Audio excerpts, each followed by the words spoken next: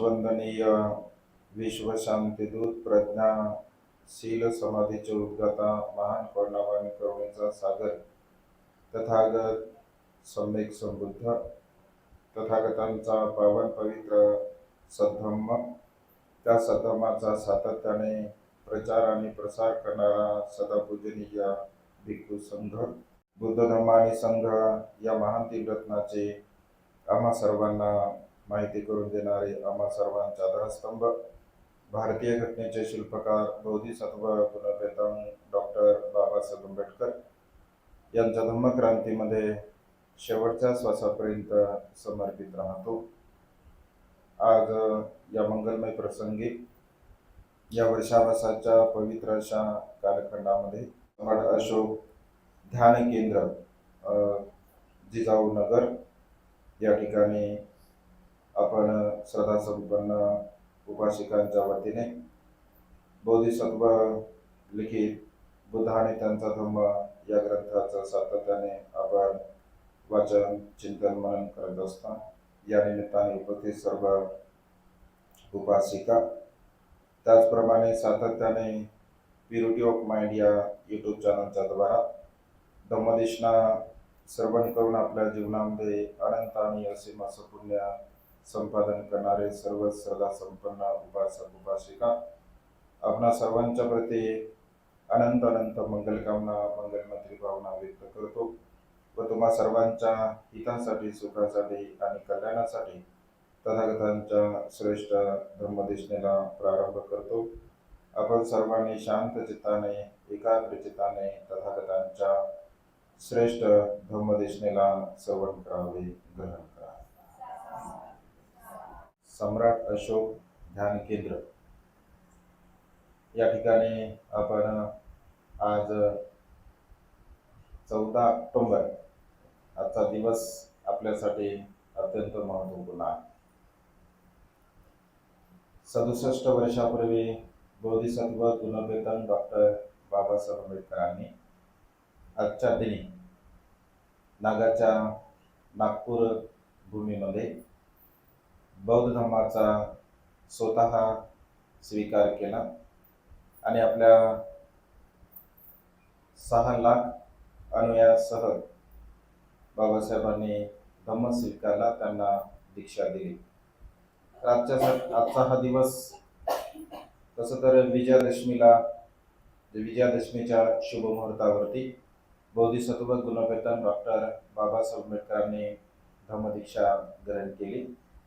योगायोगाने 14 तारीख होती, 14 ऑक्टोबर होती आणि त्यामुळे 14 ऑक्टोबरचा दिन सुद्धा आजही जर आपण नागपूरला जर तुम्ही बघितलं असेल तर असंख्य उपासक उपासिका आजच्या दिनी सुद्धा म्हणजे नागपूरला गेले. जे लोक विजयादशमीला जाऊ शकत नाही, तर कारण विजयादशमीला लाखो लोक असतात आणि त्यामुळे बहुतांश लोकांचं दर्शन सुद्धा होत नाही.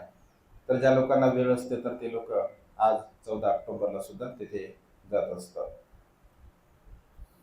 बाबासाहेबांनी हा जो धम्म दिला अत्यंत महान आणि असीम असा हा धम्म आहे. कारण चिंतनामधून म्हणजे 13 ऑक्टोबर 1935ला बोधिसत्वाने घोषणा केली की माझा हिंदू धर्मामध्ये जन्म जरी झाला असेल तरी मी हिंदू धर्मामध्ये मरणार नाही, अशी घोषणा केली. आणि जवळ 20 ते 21 वर्षापर्यंत तुलनात्मक दृष्टिकोनातून या भारतवर्षामध्ये जेवढे काही धर्म आहेत, तत्वज्ञान आहे, तर त्या संपूर्ण तत्वज्ञानाचं बाबासाहेबांनी स्वतः अध्ययन केलं, चिंतन केलं, मनन केलं, अभ्यास केला आणि अभ्यासाअंती जो धम्म संपूर्ण मनुष्यांच्या हिताचा आहे, सुखाचा आहे, कल्याणाचा आहे, तर अशा प्रकारच्या धम्माचा बाबासाहेबांनी स्वीकार केला. आणि त्यामुळे बाबासाहेबांना अनेक प्रलोभनं सुद्धा देण्यात आली की आमच्या धर्माचा तुम्ही स्वीकार करा, आम्ही तुम्हाला तुमच्या लोकांना सर्व प्रकारच्या सुखसुविधा देतो, सर्वांना नोकऱ्या देतो, पैसा देतो, अशी अनेक प्रलोभनं सुद्धा बोधिसत्व गुणवेतन डॉक्टर बाबासाहेब आंबेडकरांना देण्यात आली. परंतु कुठल्याही प्रकारच्या प्रलोभनाला बळी न पडता जो या भारतवर्षामध्ये असणारा धम्म आहे. कारण बाबासाहेब असं म्हणतात की अनेक लोक असं मला म्हणतात की मी धर्मांतर करतो, मी दुसऱ्या धर्माचा स्वीकार करतो, परंतु असं बिलकुल नाही आहे. बाबासाहेब असं म्हणतात की लोक जरी असं बोलत असतील तर असं बिलकुल नाही आहे. कारण मी धर्मांतर करत नसून मी स्वधम्माचा स्वीकार करत आहे. स्वधम्माचा म्हणजे काय? कारण हा भारतभूमीतला धम्म आहे. स्वधम्माचा मी स्वीकार करत आहे. बाबासाहेबांनी स्वधम्म का म्हटलं? कारण हा जो धम्म आहे हा धम्म भारतवर्षातला आहे, बुद्धांचा धम्म आहे. कारण बोधिसत्वाचा जन्म भारतामध्ये झाला, भगवंताला ज्ञान सुद्धा भारतामध्ये झालं, भगवंताचं महापरिनिर्वाण सुद्धा भारतामध्ये झालं. म्हणजे या संसारामध्ये जेव्हा जेव्हा बुद्धांची उत्पत्ती होत असते, बुद्धांचा जन्म होत असतो, तर बुद्धांचा जन्म हा जम्बूद्वीपामध्ये भारतवर्षामध्ये होत असतो. आणि त्यामुळे हा आमचा धम्म आहे, आमचा स्वतःचा धम्म आहे, या भारत भूमीतला धम्म आहे, अशा प्रकारे बाबासाहेब असं म्हणतात. आणि त्यामुळे मी स्वधम्माचा स्वीकार करत आहे असं बाबासाहेबांनी म्हटलं आहे. आणि त्यामुळे धम्म मानवी मनाला परिशुद्ध करण्यासाठी, मनुष्याचा सर्वांगीण विकास करण्यासाठी धम्म अत्यंत महत्त्वपूर्ण आहे. धम्माची तत्व अत्यंत महत्त्वपूर्ण आहे. कारण बाबासाहेब असं म्हणतात की ज्याप्रमाणे आपल्याला जीवन जगण्यासाठी म्हणजे अन्नाची आवश्यकता असते, अगदी तशाच प्रकारे आदर्शयुक्त आदर्शपूर्ण जीवन जगण्यासाठी आपल्याला धम्म तत्वज्ञानाची सुद्धा अत्यंत आवश्यकता असते. एक आदर्शयुक्त जर तुम्हाला जीवन जगायचं असेल तर तुमच्या सोबत धम्म असणं, सदाचार असणं, नीतिमत्ता असणं अत्यंत गरजेचं आहे. आणि त्यामुळे धम्म दीक्षा देत असताना बाबासाहेब असं म्हणतात की हा धम्म सहज, साधा आणि सोपा नाही आहे. हा धम्म अत्यंत कठीण आहे. म्हणजे महत प्रयासाने हा धम्म मी तुम्हाला देत आहे. ज्याप्रमाणे एखादा म्हणजे नावाडी असेल, एखादा नावाडी समुद्रामधून नाव चालवत असताना त्याची फार मोठी जबाबदारी असते. कारण त्या नावेमध्ये जेवढे काही मनुष्य असतात, लोक असतात, त्या सर्व लोकांना सुरक्षित ठिकाणी त्याला नेऊन पोहोचायचं असतं. त्याच्यामुळे त्याची फार मोठी जबाबदारी असते. अगदी तशाच प्रकारे माझी सुद्धा ही जबाबदारी आहे. कारण या धम्मामधून म्हणजे या विचार प्रणालीमधून, या तत्वज्ञानामधून मी तुम्हाला दुसऱ्या विचार प्रणालीमध्ये, दुसऱ्या तत्वज्ञानामध्ये घेऊन जात आहे. त्यामुळे माझी ही फार मोठी जबाबदारी आहे आणि मला सक्षमपणे ही जबाबदारी पूर्णत्वास न्यायची आहे. त्यामुळे फार मोठी जबाबदारी माझ्यावरती आहे, परंतु ही जबाबदारी मी अत्यंत यशस्वीपणे पूर्णत्वास नेऊ शकतो अशी मला खात्री आहे, असा मला विश्वास आहे. अशा प्रकारे विश्वासपूर्वक बाबासाहेब आपल्या अनुयायांना म्हणजे सांगत असतात. धम्म देत असताना बाबासाहेब असं म्हणतात की आता तुमची फार मोठी जबाबदारी आहे. कारण तुम्ही आता एका वेगळ्या विचार प्रवाहामध्ये म्हणजे जीवन जगत आहात. आणि वेगळ्या विचार प्रवाहामध्ये जीवन जगत असल्यामुळे तुमची आता फार मोठी जबाबदारी आहे. आता तुम्हाला तुमच्या रूढी असतील, तुमच्या परंपरा असतील, तुमच्या उपासना असतील, या सर्व प्रकारच्या गोष्टींचा तुम्हाला त्याग करावा लागेल. कारण जोपर्यंत या सर्व प्रकारच्या गोष्टींचा तुम्ही त्याग करणार नाही, जोपर्यंत या सर्व प्रकारच्या गोष्टींना तुम्ही सोडणार नाही, तोपर्यंत तथागतांच्या पवित्र सद्धम्माचं सद्धम्माचं तुम्ही काटेकोरपणे अनुसरण करणार नाही, तुम्ही आचरण करणार नाही. आणि त्यामुळे सुरुवातीला तुमच्या रूढी असतील, परंपरा असतील, ईश्वरवाद असेल, या सर्व प्रकारच्या गोष्टीला तुम्ही त्यागलं पाहिजे, तुम्ही नष्ट केलं पाहिजे. आणि पुन्हा नव्याने तुमच्या जीवनाची तुम्ही सुरुवात केली पाहिजे. जर नव्याने जर तुम्ही तुमच्या जीवनाची जर सुरुवात करसाल तर नक्कीच तथागतांच्या पवित्र सद्धम्माचं अनुसरण करून तुम्हाला जे सुख प्राप्त होणार आहे तर त्या सुखाची अनुभूती तुम्ही घेऊ शकसाल. आणि त्यामुळे बघा बाबासाहेबांनी आपल्याला 22 प्रतिज्ञा दिल्या, कारण अत्यंत महत्त्वपूर्ण कारण धम्म दीक्षा देण्याच्या विधी आहे. बुद्ध तत्वज्ञानामध्ये बुद्धाला शरण जाणे, धम्माला शरण जाणे, संघाला शरण जाणे या तीन रत्नाचं शरण ग्रहण केल्यानंतर कोणताही उपासक सद्धम्मामध्ये प्रतिष्ठित होत असतो. परंतु बाबासाहेबांनी धम्मदीक्षा देत असताना स्वतः गुरु चंद्रमणींच्या हस्ते दीक्षा ग्रहण केली, स्वतः पंचशील ग्रहण केलं. त्यांच्या सोबत सोबत 6 लाख लोकांनी बघा पंचशील ग्रहण केलं. आणि त्यानंतर बाबासाहेबांनी सर्वांना 22 प्रतिज्ञा दिल्या.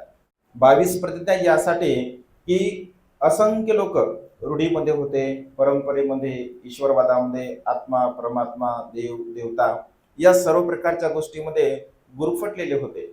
आणि फार मोठ्या जबाबदारीने बाबासाहेबांनी लोकांना हा धम्म दिला. असं म्हणतात लोक की बाबासाहेबांनी बघा लोकांना आदेश दिला, म्हणजे बघा बाबासाहेबांच्या शब्दावरती म्हणजे लोकांचा किती विश्वास होता किंवा बाबासाहेबांना लोक किती मानत होते.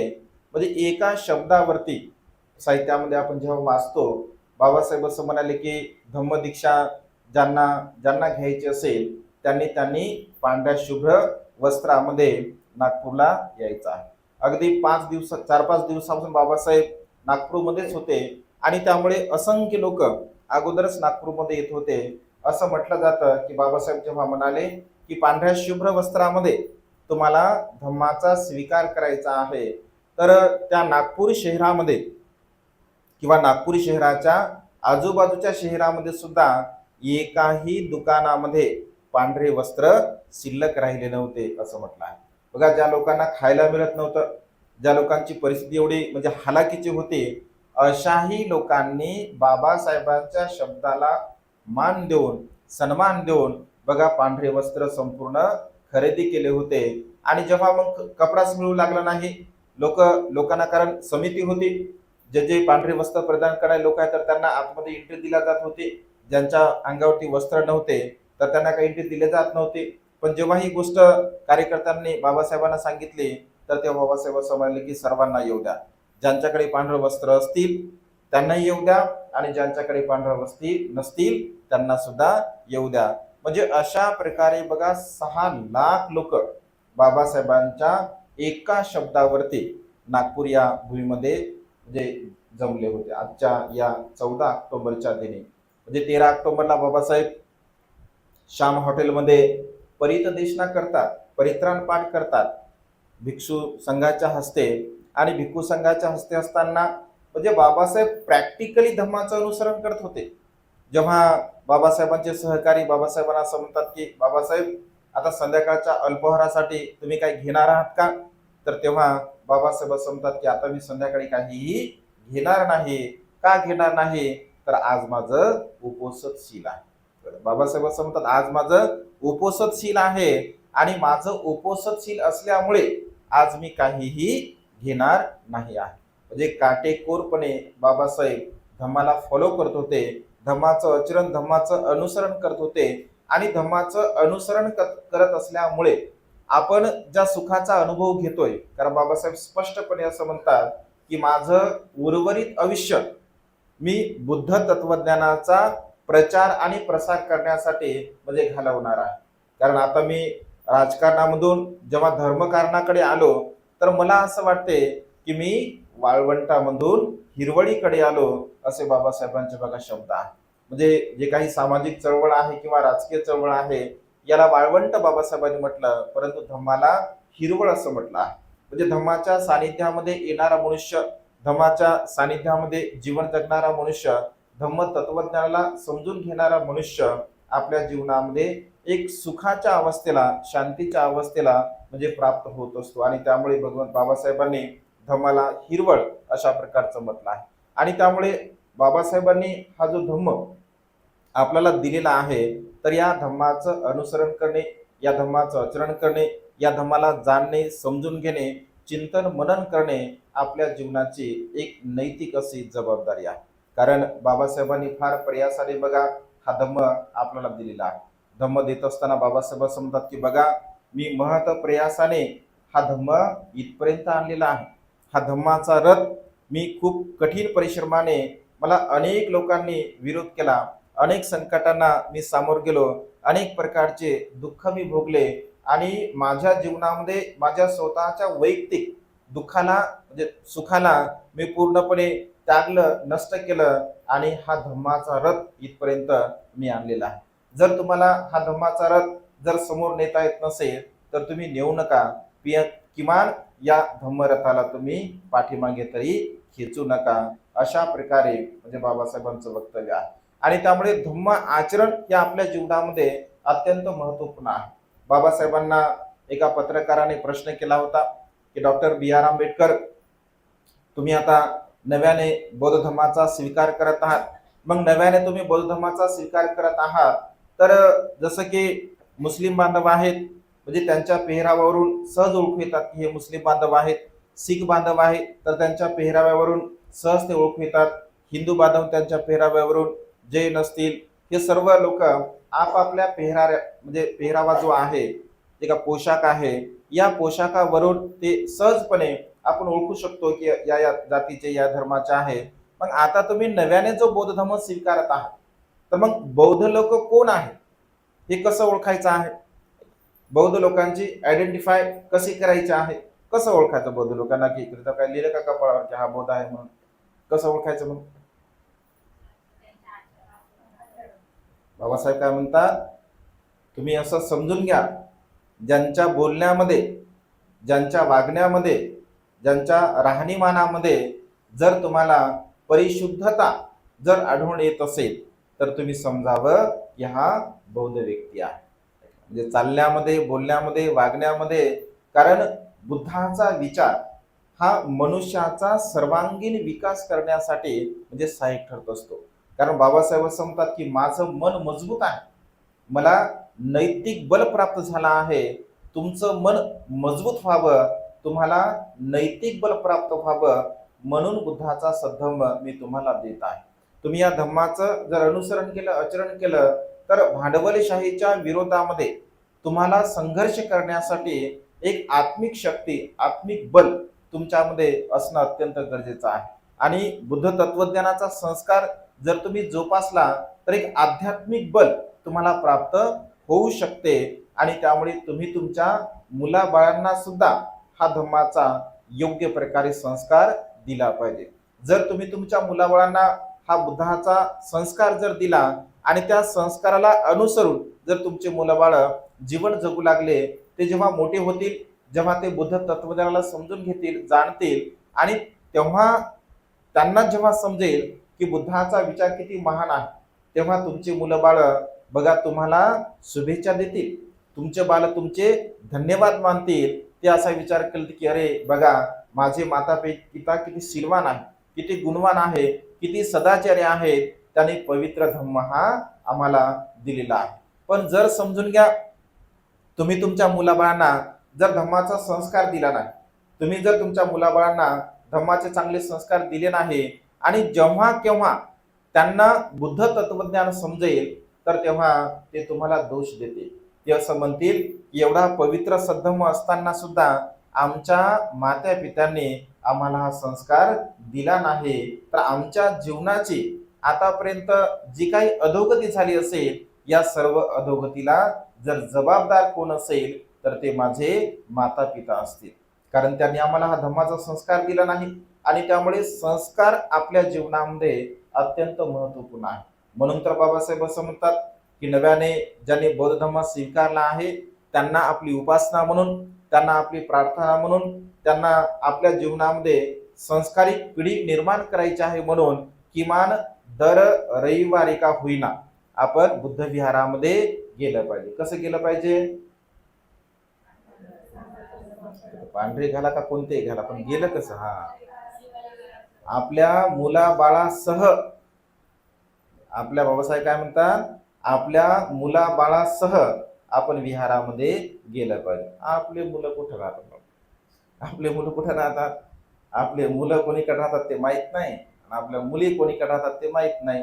आपल्या सगळ्या एक्सपायर डेट विहारामध्ये आहे की नाही? एक्सपायर डेट विहारामध्ये जे रिटायर्ड झालेले लोक, एक्सपायर म्हणजे काय, रिटायर्ड झालेले आहे, म्हणजे रिटायर्ड लोक विहारामध्ये असतात की नाही, काम करतात. एक्सपायर म्हणजे तिकडली एक्सपायरी डेट नाही आहे, फक्त म्हणजे रिटायरमेंट लोक आहेत, रिटायर्ड लोक असतात. धम्मकार्यामध्ये सध्या कोण आहे? रिटायर्ड लोक आहे. ऐक ना, तरुणांचा जो भरणा आहे, म्हणजे तरुण लोक असायला पाहिजे. किंवा कारण बाबासाहेब असं म्हणतात की तरुणावरती फार मोठी जबाबदारी बाबासाहेब टाकली बघा.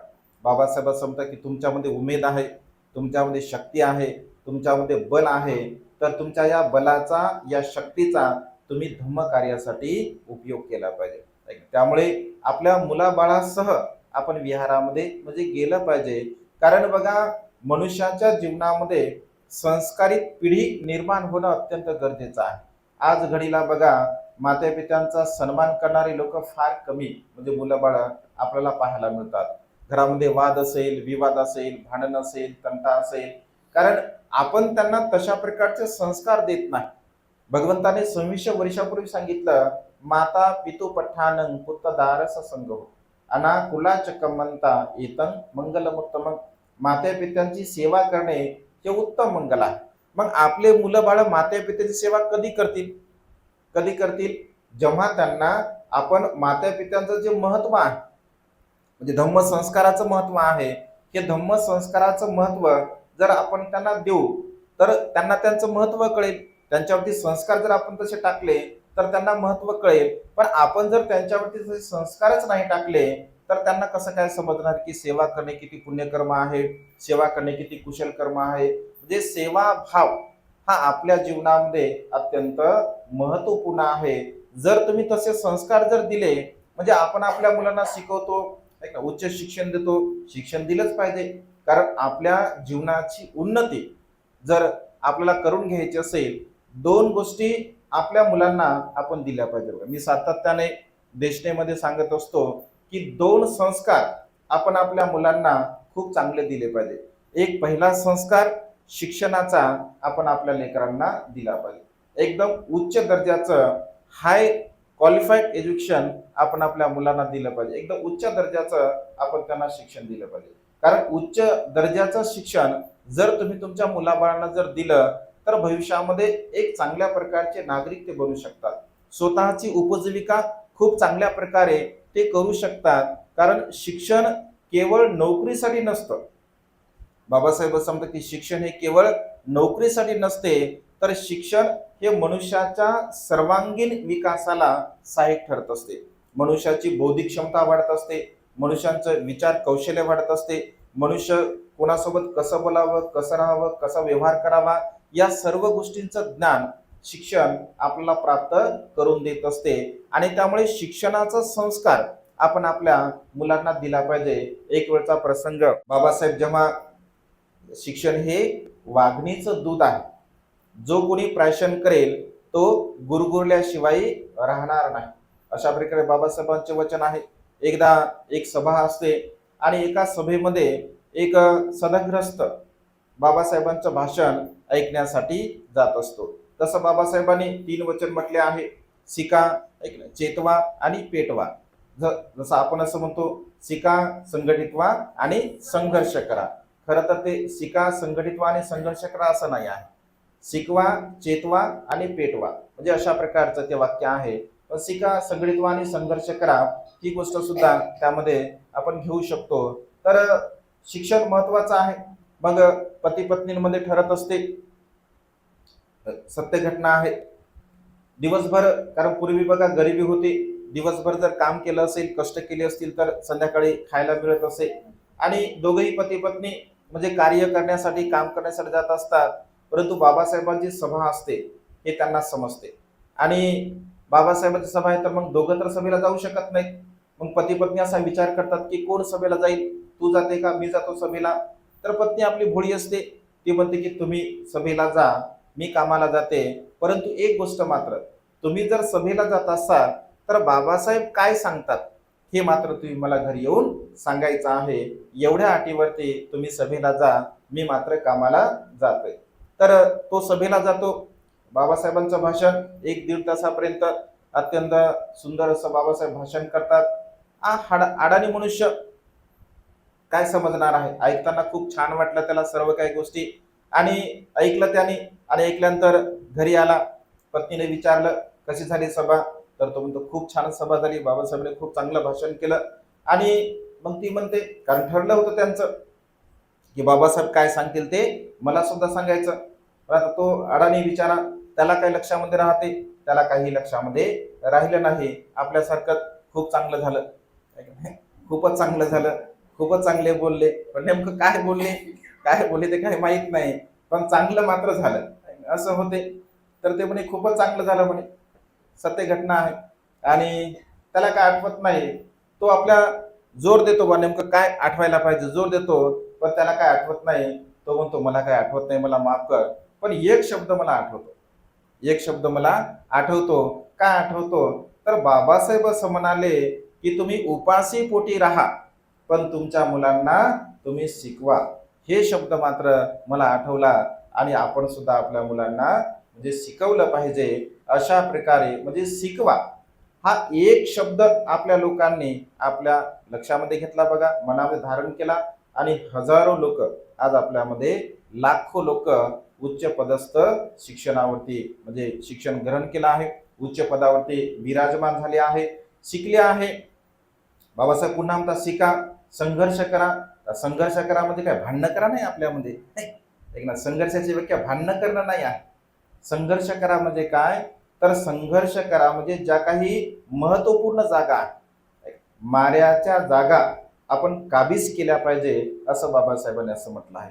म्हणजे ज्या मुख्य जागा आहे, ज्या प्रमुख जागा आहे, ज्या प्रमुख जागेवरती बसून तुम्ही लोकांना ऑर्डर करू शकता, तुम्ही लोकांना आदेश देऊ शकता, तुम्ही अनेक लोकांना कामाला सुद्धा लावू शकता, अशा प्रकारच्या महत्वपूर्ण हुद्द्याच्या जागा तुम्ही काबीज केल्या पाहिजे. म्हणजे माऱ्याच्या जागा तुम्ही काबीज केला पाहिजे. आणि हा संघर्ष तुम्ही केला पाहिजे, कारण हा संघर्ष अत्यंत महत्वपूर्ण आहे. यासाठी तुम्ही प्रयास केला पाहिजे, यासाठी तुम्ही प्रयत्न केला पाहिजे. कारण जोपर्यंत तुम्ही या जागेसाठी संघर्ष करणार नाही, तुम्ही अभ्यास करणार नाही, चिंतन करणार नाही, मनन करणार नाही, तुमच्या ध्येयासाठी तुम्ही प्रयत्न करणार नाही, तर महत्वपूर्ण जागेवरती कधी तुम्ही विराजमान होऊ शकत नाही. आणि त्यामुळे ज्या मुख्य जागा आहे, ज्या माऱ्याच्या जागा आहे, तर त्या माऱ्याच्या जागा तुम्ही काबीज केल्या पाहिजे. हा संघर्ष तुम्ही केला पाहिजे. शिका, संघर्ष करा आणि संघटित व्हा. जर तुम्ही असा संघर्ष करसाल तर तुम्ही संघटित सुद्धा होऊ शकता, तुम्ही एकत्रित सुद्धा येऊ शकता आणि तुमच्या समाजाला योग्य प्रकारचं मार्गदर्शन सुद्धा करू शकता. बाबासाहेब जेव्हा देश विदेशामध्ये बघा स्वतः शिकायसाठी गेले, अमेरिकेला बाबासाहेब शिकायला गेले, लंडनला बाबासाहेब शिकायला गेले, इंग्लंडला बाबासाहेब शिकायला गेले, देश विदेशामध्ये बाबासाहेबांनी शिक्षण ग्रहण केलं. आणि तिथली परिस्थिती आणि भारतातली परिस्थितीची तुलनात्मक जेव्हा बाबासाहेब विचार करतात, कारण तिथे कुठल्याही प्रकारचा अस्पृश्यतेचा भाव नव्हता. इथे बाबासाहेबांना शाळेच्या बाहेर बसावं लागत असे, शाळेच्या बाहेर बसून सगळं शिक्षण ग्रहण करावं लागत असे. परंतु तिथे बसत असताना मात्र बाबासाहेब अनेक विद्यार्थ्यांसोबत अगदी टेबलावरती बसून भोजन करत असत. तिथे जो काय अस्पृश्यता आहे ती पूर्णपणे कुठल्याही प्रकारची अस्पृश्यता नव्हती. आणि बाबासाहेब असं म्हणतात की इथे आणि भारतामध्ये किती मोठी तफावत आहे, किती फरक आहे. इथे मनुष्याला मनुष्यत्वाचा अधिकार म्हणजे प्राप्त होत आहे, परंतु भारतवर्षामध्ये मनुष्याला मनुष्यत्वाचा अधिकार प्राप्त झालेला नाही आहे. आणि त्यामुळे बाबासाहेब असं म्हणतात की अनेक लोकांनी शिकलं पाहिजे. आणि बघा पहिल्या पिढीमध्ये बाबासाहेबांनी 20 मुलांना, बाबासाहेबांनी पहिल्या प्रयत्नामध्ये बघा 20 मुलं विदेशामध्ये शिक्षणासाठी पाठवले होते. आणि 20 मुलांना विदेशामध्ये शिक्षणासाठी बाबासाहेबांनी पाठवलं. तिथे ते खूप चांगल्या प्रकारचं शिकले, उच्च दर्जाचं त्याने शिक्षण घेतलं. परंतु बाबासाहेबांना जे अपेक्षित होतं तर ते कार्य मात्र त्यांनी केलं नाही. काही लोक तिकडेच सेटल झाले, तिकडेच लग्न केले, तिकडेच सेटल झाले. काही लोक भारतामध्ये आले, आपला परिवार आपण अत्यंत सुखपूर्वक ते जगू लागले. आणि म्हणून बाबासाहेब असं म्हणतात, मुझे पढे लिखे लोगों ने धोका दिया. कारण ते शिकले सवरले लोक होते. म्हणजे बाबासाहेबांची इच्छा अशी होती, जर मी एवढा मोठा शिकलो, मी एकटा करू शकतो, तर माझ्यासारखे असंख्य जर विद्यार्थी शिकले तर समाजाची फार मोठ्या प्रमाणामध्ये उन्नती होऊ शकते. अशा प्रकारची भावना बाबासाहेबांची होती. आणि त्यांच्याच बॅच मधील आता बघा एक मुंबईला रत्नाकर गायकवाड म्हणून जर तुम्ही नाव ऐकलं असेल, MMRD चे अध्यक्ष होते, सचिव सुद्धा होते मंत्रालयामध्ये. तर त्यांचे वडील म्हणजे बाबासाहेबांनी जे 20 मुलं म्हणजे पाठवले होते, तर त्यांचा तो पुत्र रत्नाकरजी गायकवाड महाराष्ट्रामधला अस्पृश्यांमधून पहिल्या बॅचचा तो IAS अधिकारी होते. अत्यंत धार्मिक आहेत, अत्यंत श्रद्धावान आहेत. आता खूप चांगल्या प्रकारे ते धम्माचं म्हणजे कार्य सुद्धा करतात. तर म्हणजे अशा पद्धतीने बाबासाहेबांनी लोकांच्या प्रती जी अपेक्षा केली होती ती अपेक्षा मात्र पूर्णत्वास गेली नाही. आणि त्यामुळे धम्म चळवळ जशा प्रकारे गतिमान व्हायला पाहिजे, सामाजिक चळवळ जशा प्रकारची गतिमान व्हायला पाहिजे, राजकीय चळवळ जशा प्रकारची गतिमान व्हायला पाहिजे, अर्थात समाजाची उन्नती जशा प्रकारे व्हायला पाहिजे तशा प्रकारे उन्नती होत नाही. का होत नाही? कारण एखादा मनुष्य शिकतो, मोठा बनतो, पैसा पाणी त्यांच्याकडे येतं आणि त्यांना असं वाटतं की बस मला काही घेणं देणं नाही, मी माझं आणि माझा परिवार, बाल्याची माय 4x4च्या खोलीत आणि समाज गेला चुलीत. असंच आहे समाज आहे, लोक असंच आहे. असं लोक अवस्थेने जीवन जगत आहेत आणि त्यामुळे लोकांना काही घेणं नाही. आपलं चाललं ना ठीक, बस झालं, आपलं चाललं ठीक तर ठीक आहे, अशा प्रकारची बघा मानसिकता लोकांची. आणि त्यामुळे हा अनमोल धम्म बाबासाहेबांनी आपल्याला दिला आहे बघा. अनमोल धम्माचं आचरण करणे, अनुसरण करणे, जे जे आपणासी ठावे ते ते इतरांना सुद्धा द्यावे, असं संतांचं वचन आहे. म्हणजे आपल्याला जे जे काही माहिती असतं, आपल्याला जे काही समजत असते, तर ते आपण इतरांना सुद्धा म्हणजे सांगण्याचा प्रयत्न केला पाहिजे. त्याला तर धम्मदान भगवंतांनी असं म्हटलंय. धम्मदानाची व्याख्या काय? धम्मदानाची व्याख्या म्हणजे काय? पैसे नाही आहे. आपण आपल्या मनानंच लावली धम्मदानाची व्याख्या. 500 रुपये दान दिले की फलाना दिसताना धम्मदान दिलं. अरे पैसे दान आहे, इथं सरळ सरळ 500 रुपये दिसत आहे, तुम्ही म्हणता की धम्मदान दिलं आहे. त्याला अमिष दान असं म्हणतात. धम्मदान म्हणजे दुसऱ्यांच्या हितासाठी, दुसऱ्यांच्या सुखासाठी, दुसऱ्यांच्या कल्याणासाठी आपण जर धम्माचा उपदेश करत असेल आणि तो उपदेश ऐकून जर लोकांमध्ये परिवर्तन होत असेल, त्यांच्यामध्ये बदल होत असेल, तर त्याला धम्मदान असं म्हणतात. 45 वर्षापर्यंत बघा भगवंताने धम्माचं दान केलं. हजारो वर्षापासून भिक्खू संघ धम्माचं दान करत आहे. श्रद्धा संपन्न उपासक सुद्धा धम्माचं दान करतात. भगवंताच्या काळामध्ये सुद्धा करत होते, आजही वर्तमान काळामध्ये सुद्धा करतात. कारण जे सुज्ञ लोक असतात, जे जाणकार लोक असतात, ज्यांना थोडीफार का होईना समाजाबद्दल तळमळ असते, आपुलकी असते, तर असे लोक बघा धम्माचा प्रचार आणि प्रसार करण्यासाठी सुद्धा प्रयत्न करत असतात. आणि त्यामुळे ही जी मिळालेली संधी आपल्याला, या मिळालेल्या संधीचा आपण सदुपयोग घेतला पाहिजे. बघा कधी केव्हा कुठे मनुष्याचं जीवन म्हणजे मृत्यूला प्राप्त होईल हे बघा आपण सांगू शकत नाही.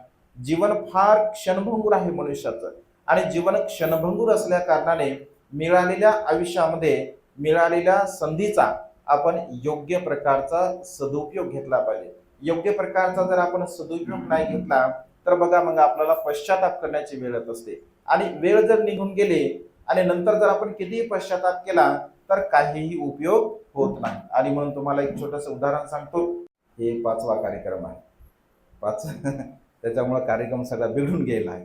हे 5वी म्हणजे आज आता ही जी धम्मदेशना करत आहेत, तर हा 5वा कार्यक्रम आहे आजचा. आणखी 2 कार्यक्रम बाकी आहेत. संध्याकाळपर्यंत आता स्टॅमिना टिकतो का काहीच माहिती नाही. तर त्यामुळे काय जास्त बोलत नाही. एक तुम्हाला छोटंसं उदाहरण सांगतो की संधी कशी आहे बघा.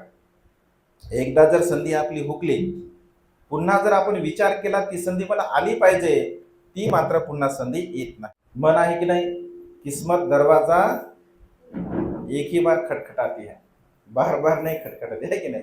तर संधी ही जीवनामध्ये एकदाच येत असते, पुन्हा पुन्हा येत नाही. एकदा एका गावामध्ये एक राजा असतो आणि तो राजा म्हणजे रस्त्याने जात असताना त्याला एक म्हणजे लोहार दिसतो. अत्यंत गरीब असतो, गावाच्या बाहेर लोहाराचं घर असते आणि त्या लोहाराकडे राजा अनेक वेळा आपले काम करत असतो. आता राजा लोहाराकडे काय काम करणार आहे, तर राजाच्या रथाची जी चाकं असतात ती रथाची चाकं तो लोहाराकडे बनवत असतो. तो लोहार अत्यंत कुशल असतो. त्यांनी जी बनवलेली जी रथांची चाकं असतात ती युद्धामध्ये खूप चांगल्या प्रकारे राजाला कामी येत असतात. आणि त्यामुळे म्हणजे लोहाराच्या प्रती राजांच्या मनामध्ये एक आपुलकीचा भाव निर्माण होतो की अरे हा किती मेहनत करतो, किती परिश्रम करतो, किती कष्ट करतो. आणि राजा जेव्हा जेव्हा जात असे तेव्हा तेव्हा त्याची परिस्थिती राजाला तशी दिसत असे. त्याच्यामध्ये कुठल्याही प्रकारचं परिवर्तन, त्याच्यामध्ये कुठल्याही प्रकारचा बदल राजाला काही दिसत नाही.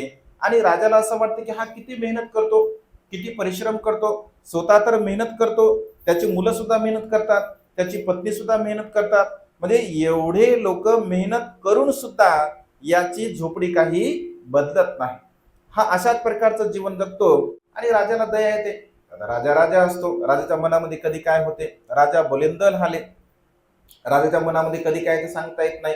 तर राजा असं म्हणतो की तुझी मला खूप दया येत आहे आणि तू माझा उपकार करता सुद्धा आहे, कारण तू खूप चांगल्या प्रकारचं काम सुद्धा करतो.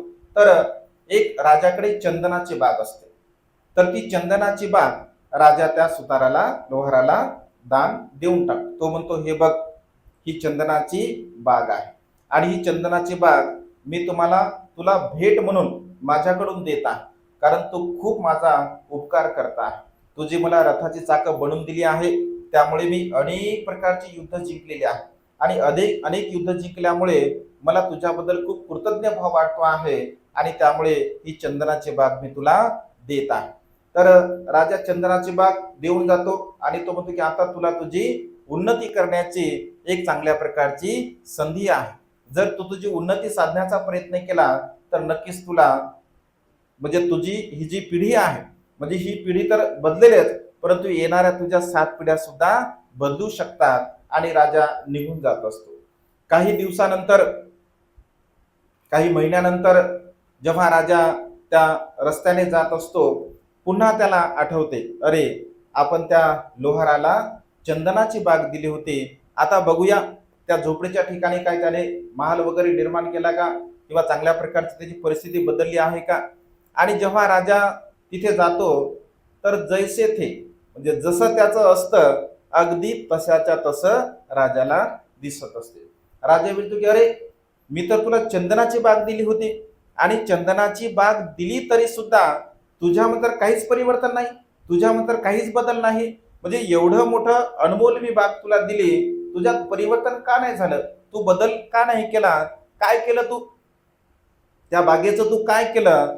तर तो म्हणतो की महाराज, ती चंदनाचे झाडं लहान होते, त्या लहान लहान झाडांना मी पाणी दिलं, त्या लहान लहान झाडांना मी वाढवलं आणि जेव्हा ते झाडं मोठी मोठी झाले ते मी सर्वच्या सर्व झाडं तोडले आणि त्या झाडांचा कोळसा बनवला. कारण सुताराचं काम काय, लोहाराचं काम काय असते, लोहाराला कोळशाची आवश्यकता असते ना, म्हणजे काम करण्यासाठी. मी त्या सर्वच्या सर्व झाडं तोडले, त्याला जाळलं आणि त्याचा कोळसा मी तयार केला. तुम्ही जेव्हापासून बाग दिली तेव्हापासून मात्र मला कोळसा आणण्यासाठी कुठे जाण्याची काय आवश्यकता पडली नाही, सारा कोळसा आम्ही तयार केला. राजा डोक्याला हात मारून घेतो. राजा म्हणते की अरे तू हे काय केलं, एखादं लाकूड शिल्लक आहे का तुझ्याकडे त्या चंदनाचं. हा बहादर पाहतो घरामध्ये लाकूड काही दिसत नाही, पण त्याची जी कुऱ्हाड असते त्या कुऱ्हाडीचा दांडा याने चंदनाचा बनवला असतो आणि त्याच दांड्याने सगळे चंदन तोडलेले असतात. तर तो म्हणतो की महाराज, हा फक्त कुऱ्हाडीचा दांडा मात्र एवढा शिल्लक आहे, बाकी सगळी बाग नष्ट झाली आहे. तर राजा म्हणतो की दे माझ्याकडे, चल माझ्यासोबत. आणि त्या म्हणजे कुऱ्हाडीच्या दांड्याला घेऊन जिथे चंदन विक्री केलं जातं त्या दुकानावरती तो जात असतो आणि त्याला म्हणतो की अरे ही चंदनाचं लाकूड आहे, याची जरा किंमत सांग बरं. जेव्हा तो दुकानदार त्या चंदनाच्या दांड्याची म्हणजे लाकडाची किंमत सांगतो, काही क्षणापूर्वी राजाने जसा कपाळाला हात मारलेला असतो तसा आता तो कपाळावरती हात मारतो आणि राजाला म्हणतो की महाराज आता पुन्हा एकदा द्या. महाराज म्हणतो आता पुन्हा पुन्हा काही दिल्या जात नसते, संधी ही एकदाच असते, तुला त्याचा काही फायदा घेता नाही आला आणि त्यामुळे बघा आपण सगळे लोहारच आहोत. आपण सगळे लोहारच आहोत. बाबासाहेबांनी बघा चंदनासारखा हा धम्म दिलेला आहे आणि चंदनासारखा धम्म दिला असल्यामुळे अनेक लोक कर्मकांडामध्ये, ईश्वरवादामध्ये, बुवाबाजीमध्ये, देवदेवतामध्ये, अंधश्रद्धेमध्ये या पवित्र धम्माचं सगळा कोळसा करून टाकायला बघा. म्हणजे चंदनाचं महत्व काही लोकांना नाही आहे आणि त्यामुळे हा पवित्र धम्म बघा बाबासाहेबांनी आपल्याला महत्प्रयासाने दिला आहे. अनेक हाल अपेष्टा सहन कराव्या लागल्या बाबासाहेबांना. बाबासाहेबांची 4 मुलं बघा मृत्यूला प्राप्त झाली. बाबासाहेबांची इंदुमती मृत्यूला प्राप्त झाली, बाबासाहेबांचा रमेश मृत्यूला प्राप्त झाला, बाबासाहेबांचा राजरत्न बाबासाहेबांचा गंगाधर मृत्यूला प्राप्त झाला. 4 मुलांना बाबासाहेबांनी बघा अगदी बाल्यावस्थेमध्ये मूठ माती दिली. राजरत्नाच्या बाबतीमध्ये बाबासाहेब असं म्हणतात, माझा राजरत्न हा राजबिंडा होता. मला त्याला खूप शिकवायचं होतं, मला त्याला खूप विद्वान ज्ञानी पंडित बनवायचं होतं, कारण तो माझ्यावरती गेला होता. तो माझा प्रिय पुत्र होता. परंतु बघा तो प्रिय पुत्र बाबासाहेबांच्या मांडीवरती म्हणजे मृत्यूला प्राप्त झाला, तेव्हा बाबासाहेब अगदी लहान लेकरासारखे ढसा ढसा रडत असतात. माझा राजरत्न मृत्यूला प्राप्त झाला. गंगाधर जेव्हा मृत्यूला प्राप्त झाला तर बाबासाहेब देश विदेशामध्ये शिक्षण घेत होते. रमाई जेव्हा पत्राच्या द्वारा बाबासाहेबांना कळवते की साहेब मला क्षमा करा, आपला प्रिय पुत्र गंगाधर हा मृत्यूला प्राप्त झाला. त्याला औषध न मिळाल्यामुळे, त्याला अन्न न मिळाल्यामुळे तो मृत्यूला प्राप्त झाला आहे. मी त्याची काळजी घेऊ शकले नाही आहे. बघा किती मोठा त्याग आहे. माता रमाईचा त्याग आहे. वयाच्या 37व्या वर्षी, 37 वर्षाचं वय म्हणजे काय, अत्यंत तारुण्याचं वय, आणि या तारुण्य वयामध्ये माता रमाई बघा मृत्यूला प्राप्त झाल्या. हा असीम त्याग बाबासाहेबांनी बघा आपल्यासाठी केला. त्या त्यागाची आपण कधीही परतफेड तर करू शकत नाही, परंतु बोधिसत्वाने जो मार्ग दिलेला आहे त्या मार्गाचं आपण अनुसरण केलं पाहिजे, त्या मार्गाचं आपण आचरण केलं पाहिजे. त्या मार्गाचा प्रचार आणि प्रसार करण्यासाठी म्हणजे बौद्ध धर्माचा प्रचार आणि प्रसार करण्यासाठी मी काय करू शकतो, मी काय योगदान देऊ शकतो, अशा प्रकारची भावना आपण आपल्या जीवनामध्ये निर्माण केली पाहिजे. आणि आपल्याला जसं योगदान देता येत असतं तसं योगदान आपण देण्याचा प्रयत्न केला पाहिजे. कारण बाबासाहेबांचे अनंत आणि असीम बघा आपल्यावरती उपकार आहे, ज्या उपकाराची आपण परतफेड करू शकत नाही. माझं स्वतःचं वैयक्तिक असं मत आहे की बाबासाहेबांच्या धम्मक्रांतीमध्ये संपूर्ण जीवन जरी आपण खर्ची घातलं तरी एक तीळ मात्र अंश सुद्धा बाबासाहेबांच्या उपकाराची आपण परतफेड करू शकत नाही. एवढे महान आणि असीम त्याग बघा बाबासाहेबांच्या आपल्यावरती आहे. माणूस म्हणून जीवन जगण्याचा अधिकार बाबासाहेबांना आपण दिला. मान सन्मान प्राप्त करण्याचा, स्वाभिमान प्राप्त करण्याचा हा अधिकार बघा बाबासाहेबांनी दिला. आणि त्यामुळे बाबासाहेबांच्या धर्मक्रांतीला आपण जाणलं पाहिजे, समजून घेतलं पाहिजे. बाबासाहेबांनी दिलेला जो धम्म आहे, सद्धम्म आहे, त्याला सुद्धा आपण जाणलं पाहिजे, समजून घेतलं पाहिजे. आणि धम्माचं आपण काटेकोरपणे आचरण करून ही धम्म चळवळ गतिमान करण्याचा प्रयत्न केला पाहिजे. आज या मंगलमय प्रसंगी 14 ऑक्टोबरच्या निमित्ताने आपल्या धम्म सम्राट अशोक ध्यान केंद्रामध्ये या धम्मदेशनेच्या कार्यक्रमाचं आपण आयोजन केलं. नक्कीच या निमित्ताने आपण असीम आणि महान असं पुण्यकर्म केलं आहे. या निमित्ताने अधिक न बोलता आपणा सर्वांच्या प्रती अनंत अनंत मंगलकामना, मंगलमैत्री भावना व्यक्त करतो आणि ही छोटीशी धम्मदेशना संपन्न करतो. सर्वांचं मंगल हो, सर्वांचं कल्याण हो, सर्वांना दीर्घायुष्य. प्रणाम करा. बुद्धं नमामि, धम्मं नमामि, संघं नमामि.